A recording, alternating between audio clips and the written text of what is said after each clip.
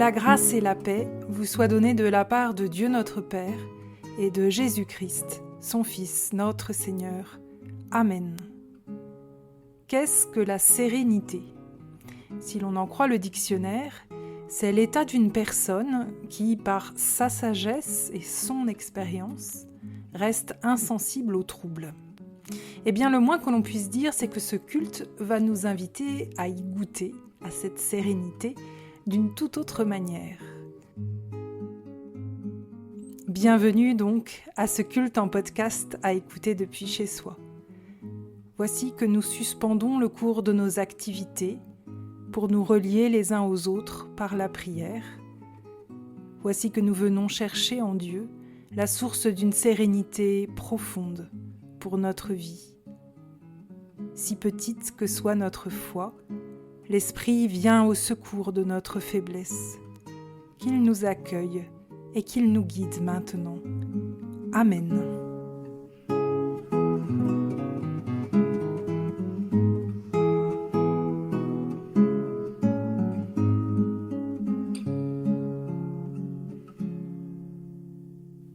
Faisons maintenant monter vers Dieu notre louange avec le cantique « Toi qui disposes ».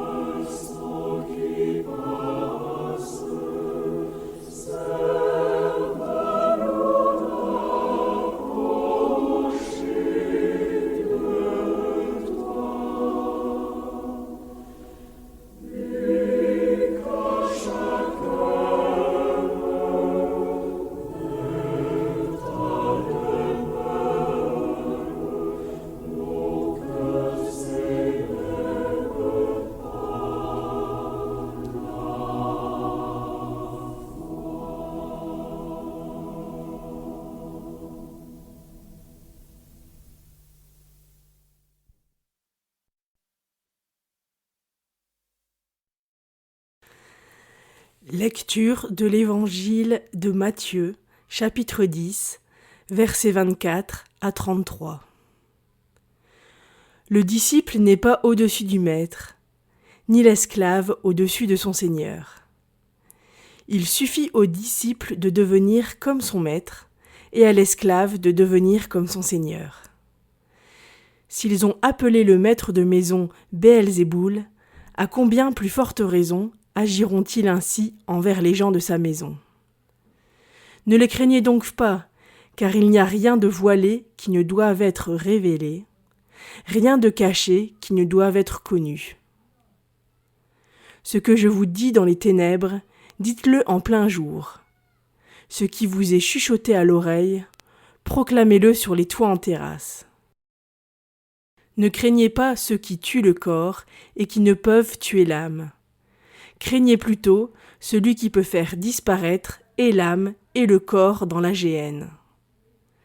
Ne vend-on pas 2 moineaux pour un as ? Cependant, il n'en tombe pas un seul à terre, indépendamment de votre Père. Quant à vous, Même les cheveux de votre tête sont tous comptés. N'ayez donc pas peur, vous valez plus que beaucoup de moineaux.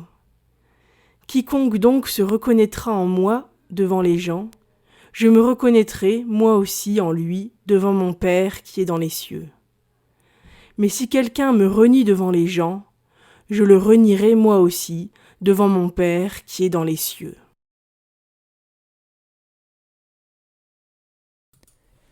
Comment peut-on lire ce passage de l'Évangile de Matthieu comme une invitation à la sérénité ? Est-ce qu'il ne serait pas plus juste de dire que Jésus met la pression, comme on dit, à ses auditeurs et même qu'il les menace ? La pression, les auditeurs de l'Évangile de Matthieu l'ont déjà.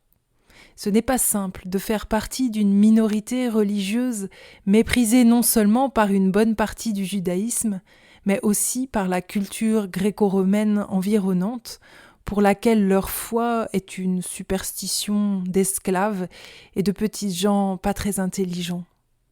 Dans une société où tout se sait, croire en Christ engendre beaucoup d'inconvénients, de conflits dans les familles, sans compter les persécutions parfois.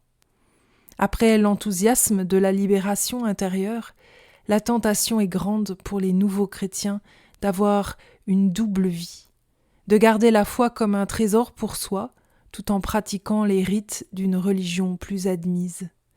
Et dans un autre contexte, celui du XVIe siècle, au début de la Réforme, cette pression s'exerce aussi sur les catholiques qui découvrent un évangile qui les libère du pouvoir des clercs.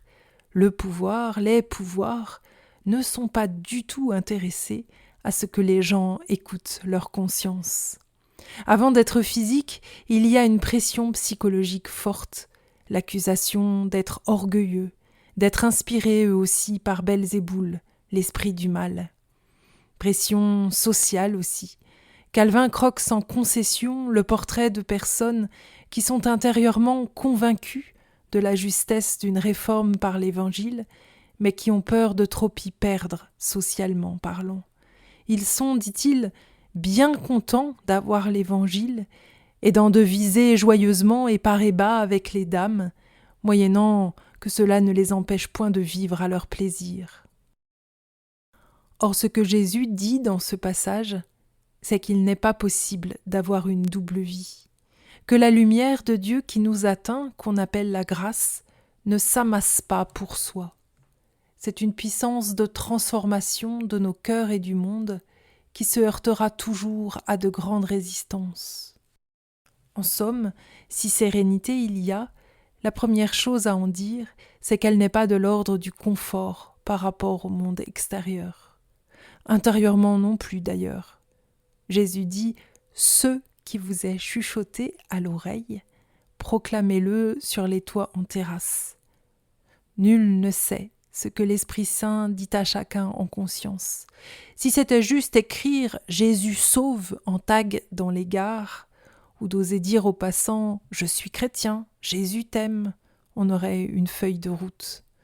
Non, ce n'est pas évident ni confortable. Il y a à écouter, à discerner ce que l'Esprit nous dit dans le silence du cœur, et qui ne vise pas à grossir les rangs d'un parti, mais à être une bonne nouvelle pour des personnes singulières. Et l'on est bien heureux que des chrétiens n'aient pas déversé la même soupe à tout le monde, et cela dans toutes les églises, que par exemple le catholique Vincent de Paul ait tenu ferme au XVIIe siècle sur la dignité des bébés abandonnés, que certains rejetaient comme issus du péché, que le baptiste Martin Luther King ait tenu ferme sur la dignité des personnes noires, auxquelles certains se sentaient supérieurs, que la médecin réformée Irène Frachon ait tenu ferme sur la dignité des malades en surpoids, qui étaient comptés pour rien, et l'on pourrait continuer longtemps, sans dissimuler leur identité de chrétiens, mais sans en faire non plus une marque à vendre. Ils ont donné à goûter la puissance de transformation de l'Évangile. Et même si notre vie nous paraît bien plus modeste, nous pouvons nous aussi nous mettre à l'écoute de ce que l'Esprit nous dit à l'oreille dans les circonstances particulières de nos vies, car Dieu nous libère de la pression. Et ce passage de l'évangile de Matthieu nous enseigne bien concrètement 3 moyens d'alléger la pression intérieure et extérieure qui pèse sur nous. D'abord, Jésus nous enlève la pression d'avoir à réussir. Le monde ne cesse de nous demander la réussite, l'Évangile non. Jésus dit « Il suffit aux disciples de devenir comme son Maître.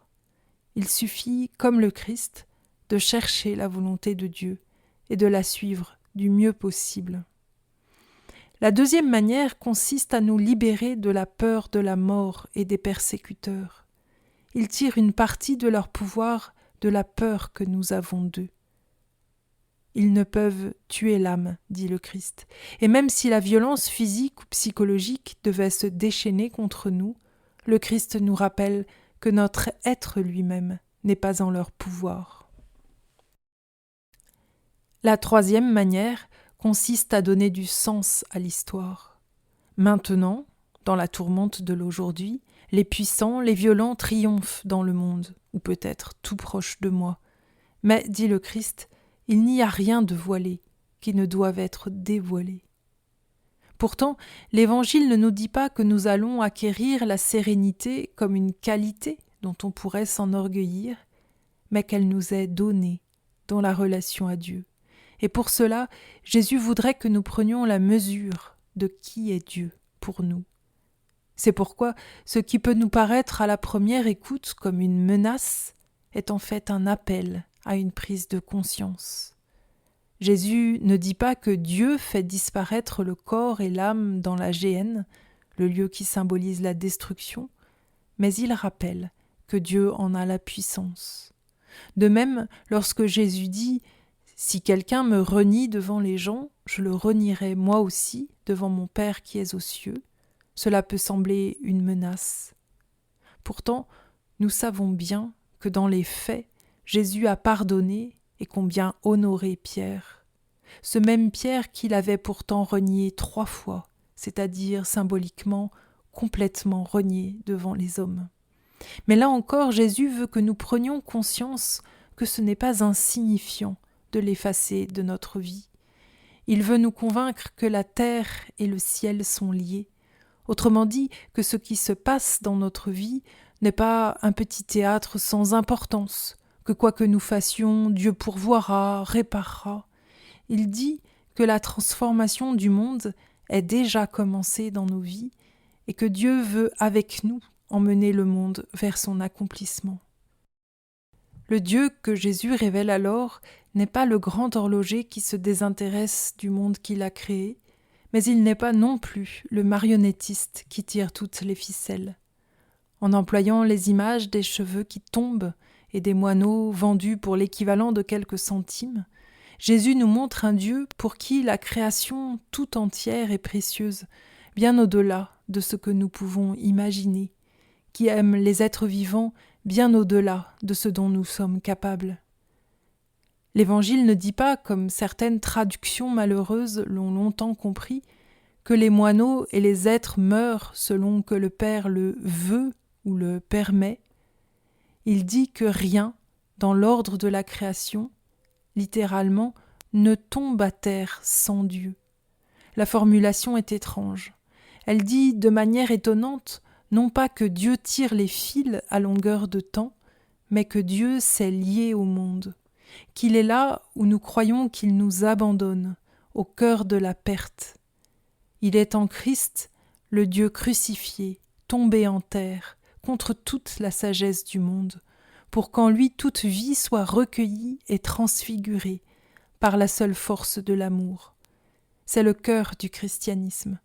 C'est la seule source d'une sérénité que nous ne possédons pas, mais qui nous est toujours à nouveau offerte par la méditation des Écritures. Amen.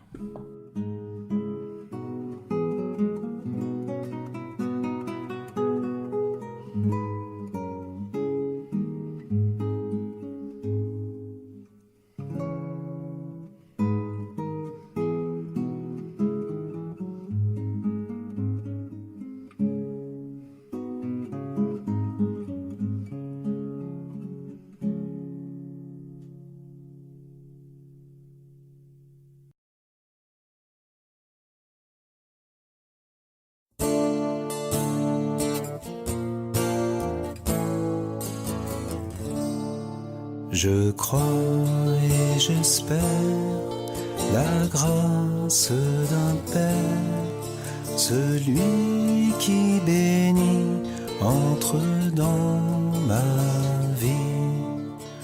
Crois seulement, crois maintenant, sois seulement paisible et vivant. Je crois et j'espère Jésus comme un frère, un regard d'ami posé sur ma vie. Crois seulement, crois maintenant, sois seulement paisible et vivant. Je crois et j'espère l'esprit de lumière, une force infinie souffle sur ma vie. Crois seulement, crois maintenant, sois seulement paisible et vivant. Je crois et j'espère une nouvelle terre, un chant des pays unis pour la vie. Crois seulement, crois maintenant, sois seulement paisible et vivant. Sois seulement paisible et vivant.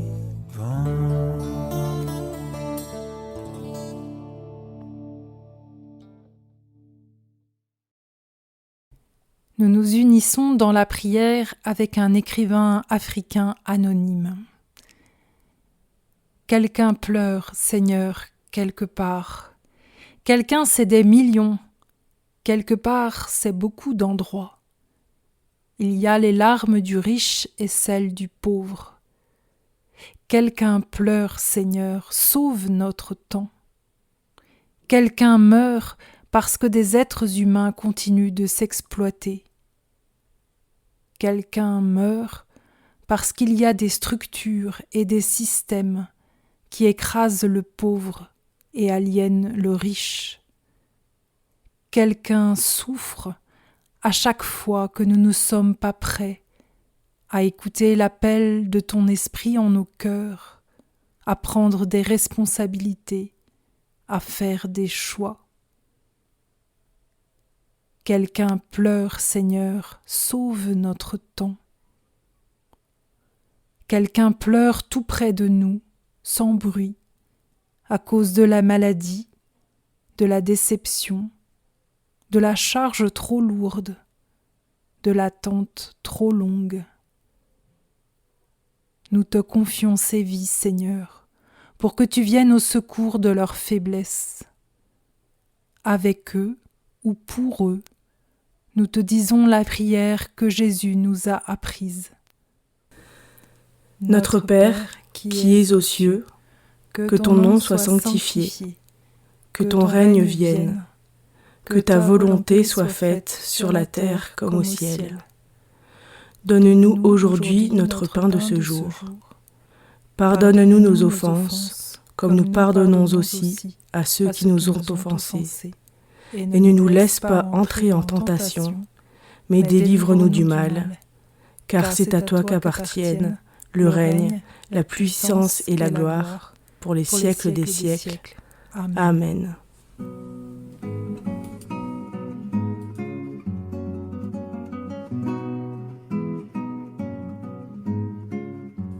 Recevons la bénédiction par les mots de Paul dans l'Épître aux Éphésiens. Que le Seigneur vous bénisse et vous garde, que le Christ habite en vos cœurs par la foi, et que vous soyez enracinés et fondés dans l'amour.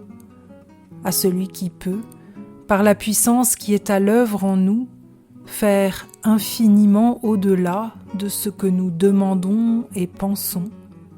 À lui la gloire dans l'Église et en Jésus-Christ, dans toutes les générations, à tout jamais. Amen.